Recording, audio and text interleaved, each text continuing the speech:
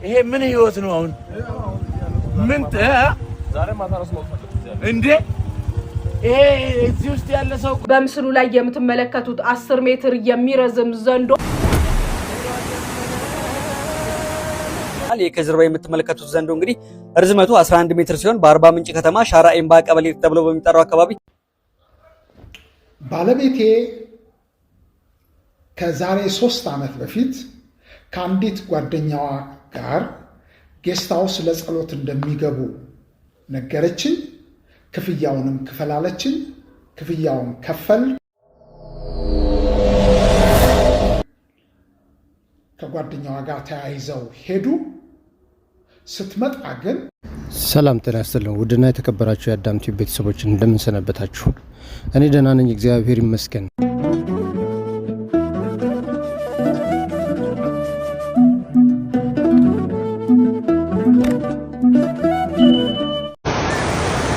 ቤተሰብ ዛሬ ማለት ነው ለመጀመሪያ ጊዜ እንደተነገሩ በአርባ ምንጭ ከተማ ያየ ነው ማለት ነው።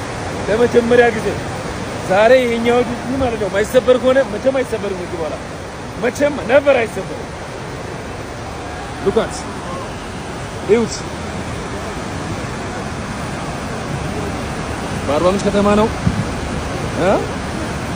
ለመጀመሪያ ጊዜ እንደዛ ነገሩ። በኢየሱስ ስም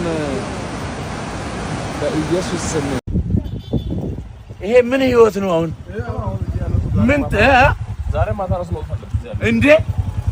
ይሄ እዚህ ውስጥ ያለ ሰው እኮ መነሳት አለበት እኮ።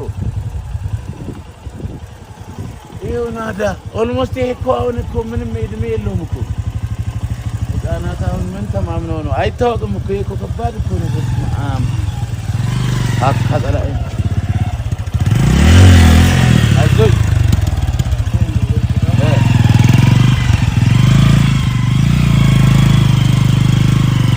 ሞክር ጎበዝ። ቀስ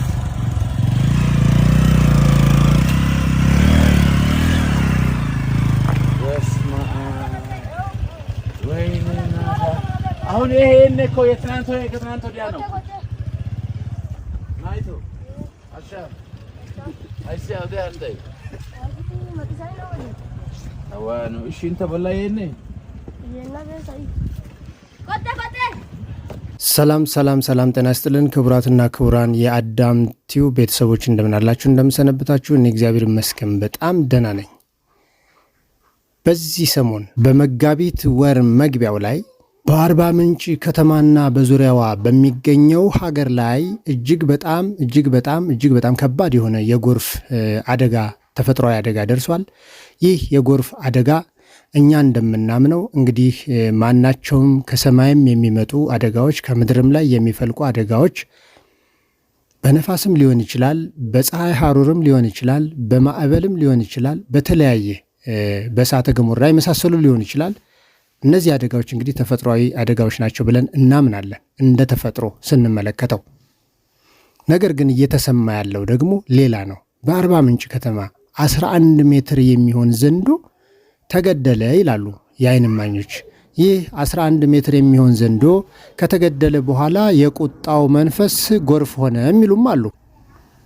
እኛ ደግሞ 11 ሜትር የሚሆን 1 ሜትር የሚሆን ዘንዶ ነው፣ እንስሳ ነው፣ ከጎርፍ አደጋው ጋር ምን ያገናኘዋል በሚል አንዳንድ መረጃዎችን አሰባስበን ጠይቀን ተመልሰናል። አንዳንድ ቪዲዮዎችን የተጠናቀሩትን ተመልከቱና እስኪ በእውነት ከዘንዶው መንፈስ የተነሳ የጎርፍ አደጋ ነው ወይንስ ደግሞ የፈጣሪ ቁጣ ነው ወይንስ ደግሞ ተፈጥሮ ራሷ ያመጣችው መሸከም አቅቷት ከአቅሟ በላይ ሲሆን ምድር የራደችና የተንሸራተተች መሆኑን ከትዕይንቱ ተረድታችሁ ተመልከቱ።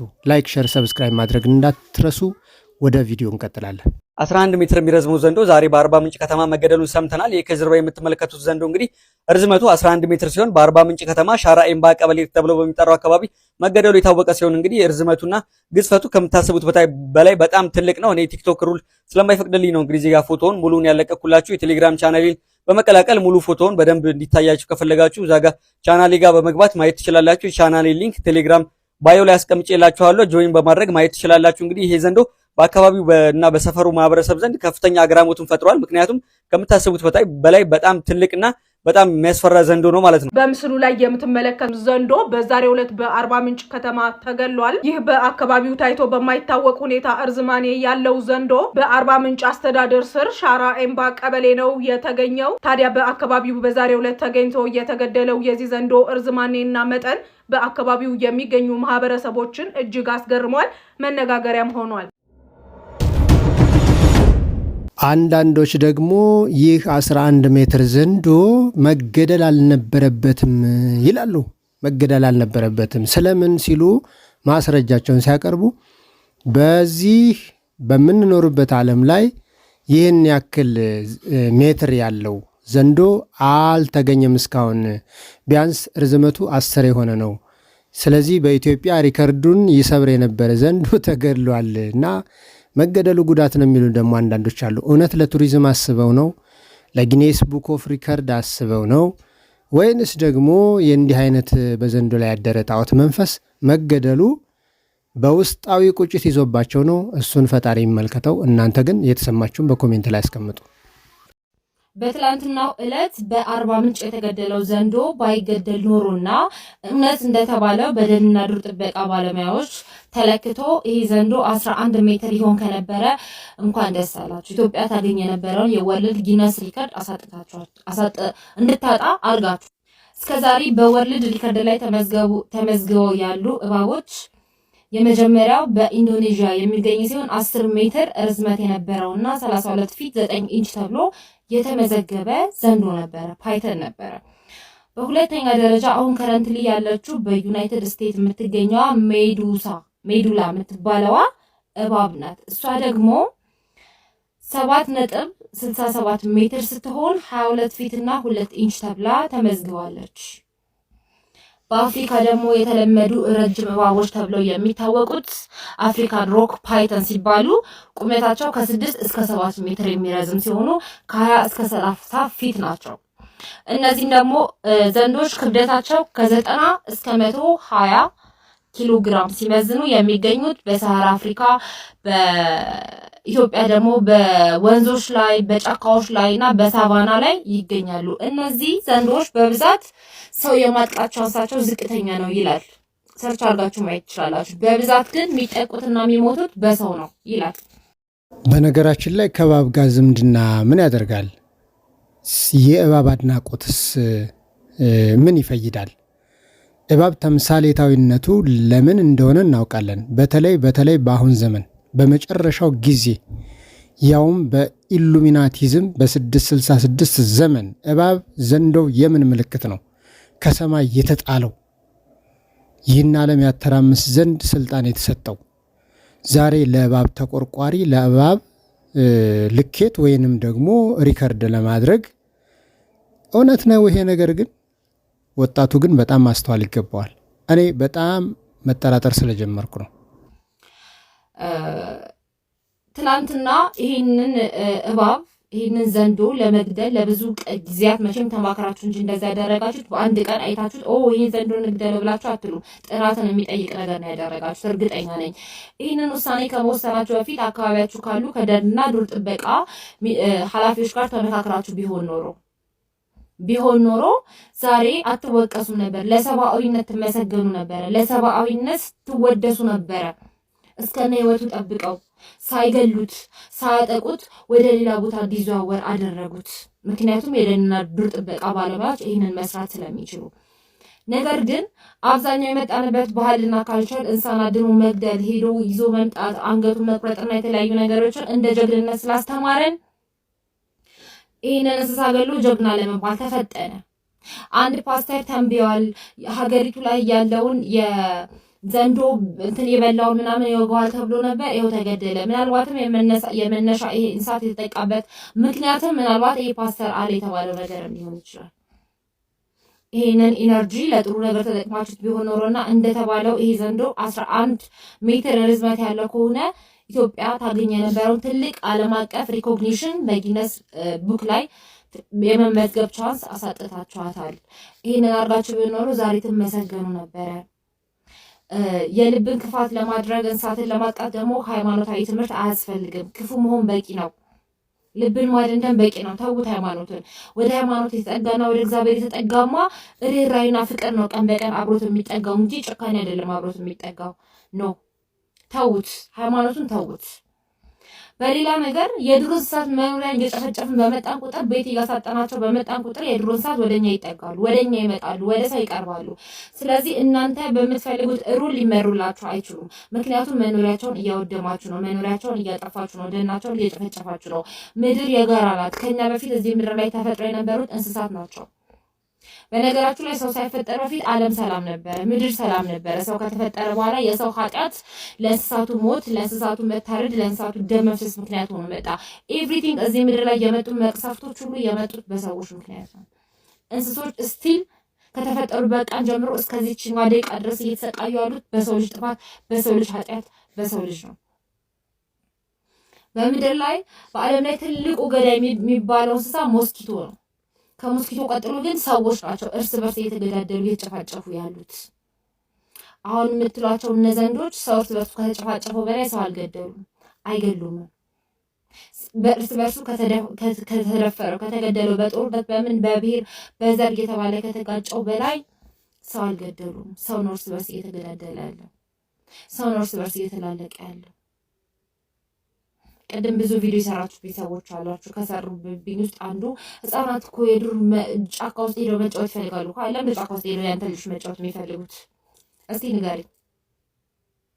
ሲጀመር እንደውም የዱር እንስሳት አሉበት ስጋት ቀጠና ነው፣ ምናልባት ሊያጠቁን ይችላሉ ተብሎ ከታሰበ ሄዶ የዱር እንስሳት መበጥበጥ አያስፈልግም። ባሉበት መተው፣ ልጆችን ቤት መሰብሰብ። እንኳን የዱር እንስሳት ያሉበት እኮ ሴት ልጅ ጫካ አትሄድም። እንኳን ህፃን ልጅ እንደኛ አዳልት የሆነች ሴት ልጅ ጫካ አትሄድም። እንስሳ አይደለም የምንፈራው፣ እንደውም ሰው ነው የምንፈራው። እዛ ጫካ ስንሄድ ልንገራችሁ፣ እንስሳ ይመጣብኛል አይደለም ሰው መቶ ሊያጠቃኝ ይችላል። ጭራሽ ጫካ እንስሳ ያለበት ቦታ፣ አውሬ ያለበት ቦታ ህጻናቶች ገብተው እንዲጫወቱ ህጻናት ከመኖሪያቸው መፈላቀል አለባቸው። ምን አይነት የራሱ እንዳዳተሰብ ነው እያሰባችሁ ያላችሁት? እስቲ ንገሩኝ። ይህን ያህል እንስሳቶች ላይ የምትዘምቱበትን ያህል ይህን ያህል ኤነርጂያችሁን ምንም ለማያረገው እንስሳ የምትጠቀሙትን ያህል ለጥሩ ነገር ብትጠቀሙት ትጠቀማላችሁ።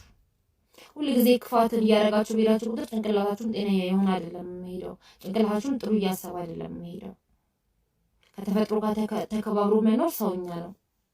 አንድ ሰው ተፈናቀለ፣ 10 ሰው ተፈናቀለ፣ 100 ሰው ተፈናቀለ፣ እንዲሁም በ100 በ200 የሚቆጠሩ ሰዎች ሞቱ ሲባል በሀገራችን ላይ አንድ ቀን ተንፍሰው የማያውቁ አንድ እባቡ ዘንዶ ተገደለ ብለው ግን ለምን የሚሉ ወጣቶችን አፍርተናል።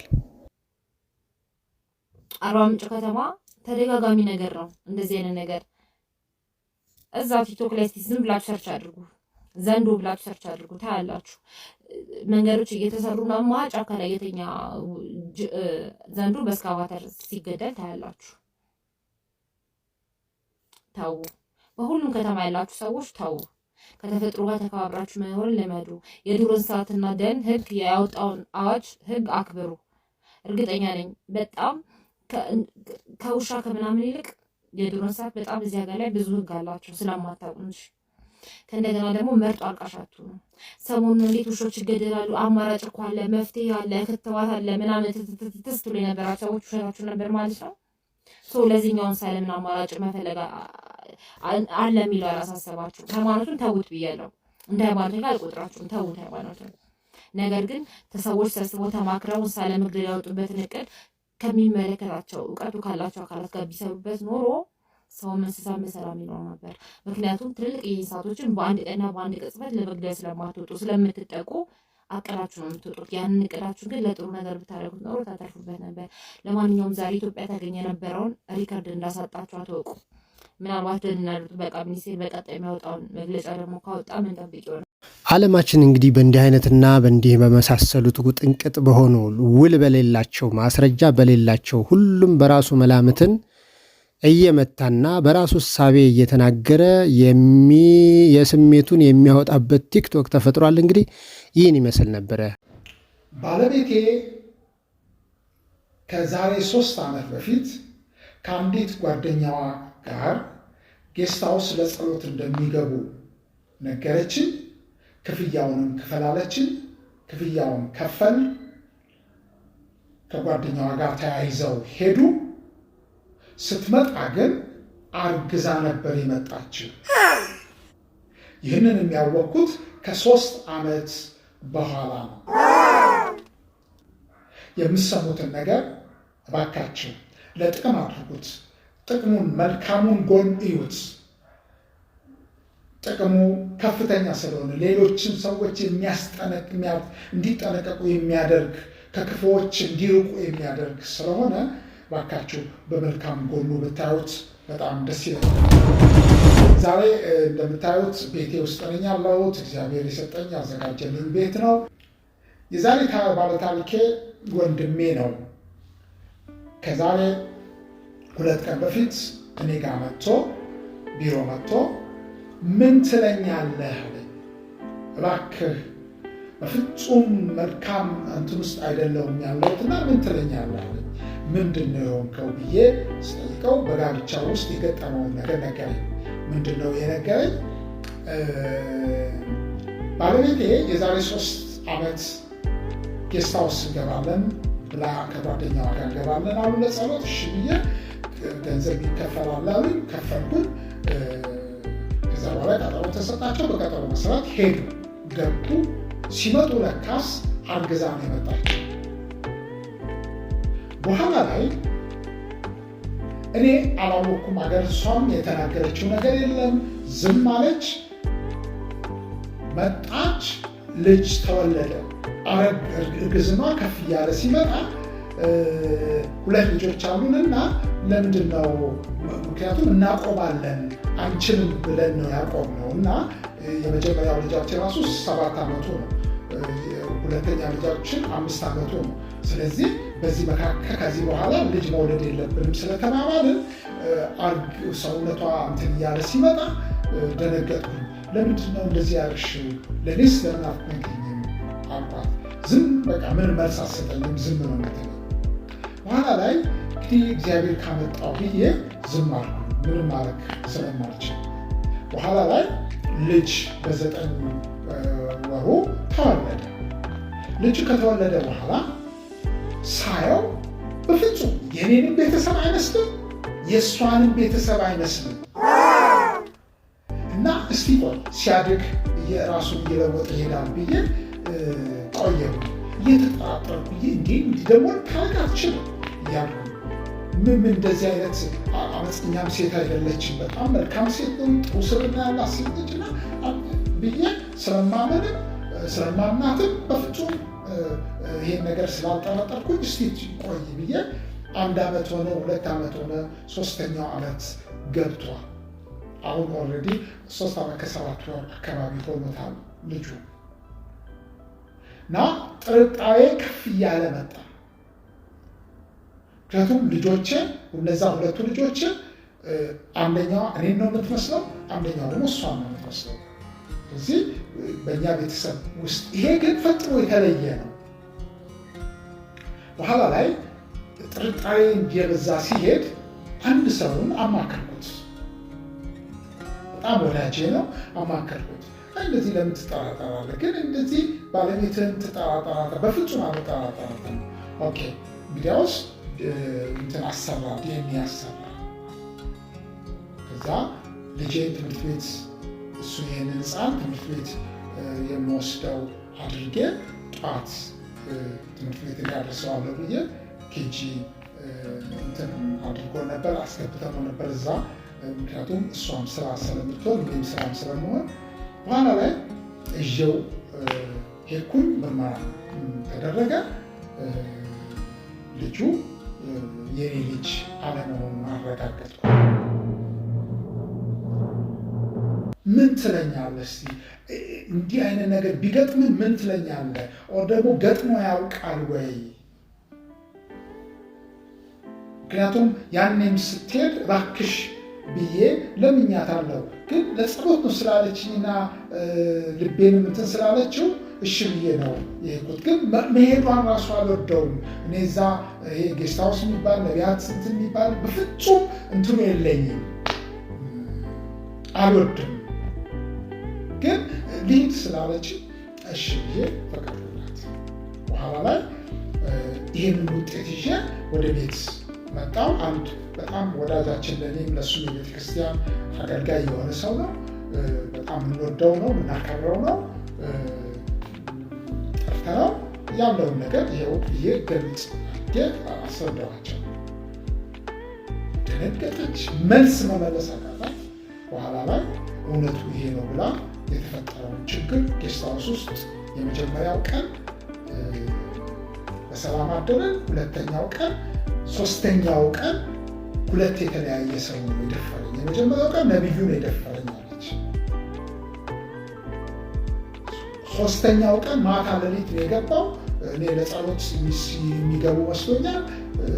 አቋርጬ እንኳን እንዳልመጣ 3 ቀን ነው ያልኩትና ባለቤቴ እንዲጠረጥረኛል ብዬ ዝም ብዬ ማደርም አልፈለኩኝም። በጣም ተረብሻለሁ። በኋላ ላይ ግን ምንም ማድረግ ስላልቻልኩኝ አድሬ ጓደኛዬም እንዳታውቅ ስለፈለኩኝ ሌላ ክፍል ነች እሷ፣ እንዳታውቅ ስለፈለኩኝ እንትን አደረኩ፣ ዝም አልኩኝ።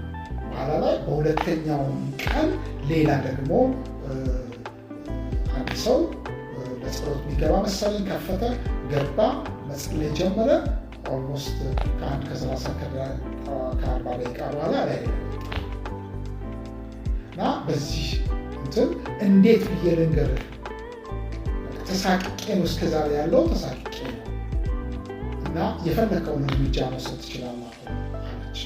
የምትፈልገውን ነገር አድርግ፣ በቃ እኔ ኦልሬዲ ወድጄ ያልኩት ነገር አይደለም፣ የምታደርገውን ነገር አንተ አድርግ፣ እውነቱ ግን ይሄ ነው አለች። በጣም ልብ የሚሰብር በጣም ያሳዝን እውነት ነው። በጣም ያሳዝናል። በቃ በጣም ያሳዝናል።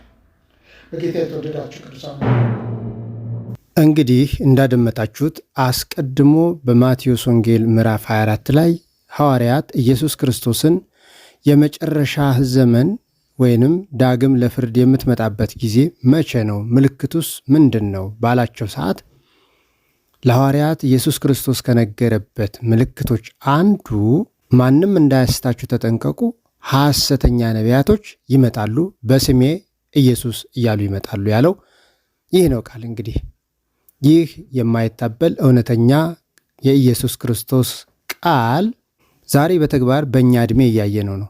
ሐሰተኛ ነቢያቶች አልተፈለፈሉምን? በየደጃችሁ በየአስፋልታችሁ በየበራችሁ በየመንገዳችሁ አላያችኋቸውምን? ስሙን እየጠሩ ይሄው የራሳቸው የሃይማኖት መምህር ፓስተሩ አግባብ እንደሌለውና ችግር እንዳለባቸው ውስጣቸውን ያጠሩ ዘንድ ይሄው ያወጣው ሐቅ ነው። ይህን ልትክዱትም ልንክደውም አንችልም። እውነቱና እውነቱ ከራሳቸው አንደበት ነው። እስከ መጨረሻው አድምጡት።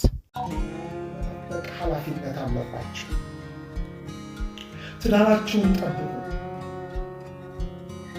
ትዳራችሁን ከእናንተ ውጭ ሚስቶቻችሁ ወይ ደግሞ ባሎቻችሁ እንዲህ አይነት ቦታ እንሂድ ሲሉ እንዴት ትፈቅዳላችሁ? እነዛ እኮ አራዊት ናቸው፣ የሰው ስብዕና የሌላቸው አጋንንት በአጋንንት ነግሬያቸዋለሁ። እንዴት ሆነው ለዚህ ነገር እንደሚታጩ ነግሬያቸዋለሁ። በዚህ በክፉ መንፈስ ውስጥ ያሉ ሰዎች ናቸው። የሚሰሩትን የሚያደርጉትን ነገር አያውቁም። በጣም ልብ የሚሰብር ነው። የነዚህ እህቶች ሄድና ወንድሜ ጋብቻ ትልቅ አደጋ ውስጥ ነው ያለው። ብዙ አነጋግሬያቸዋለሁ። አንድ ወንድም ሌላ ሰው እስካሁን ድረስ አልጋችንን ለይተን ያለ ነው። ባካችሁ ትዳራችሁን ጠብቁ። ትዳራችሁን በተቻላችሁ መጠን እናንተ በሌላችሁበት ቦታ ቤታችሁም ቢሆን አገልጋይ እንዲመጣ አትፍቀዱ። በጌታ ፍቅር ነው የምላችሁ።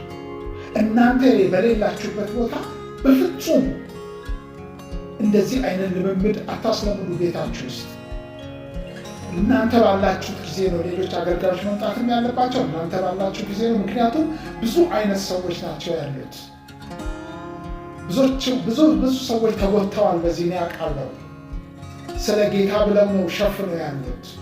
እና በእውነት የምሰማው ነገር አንዳንድ በዚህ አገልግሎት ውስጥ ሳልፍ የሰማሁት ነገር ድሮ ከማውቀው ነገር በጣም የተለየ ነው።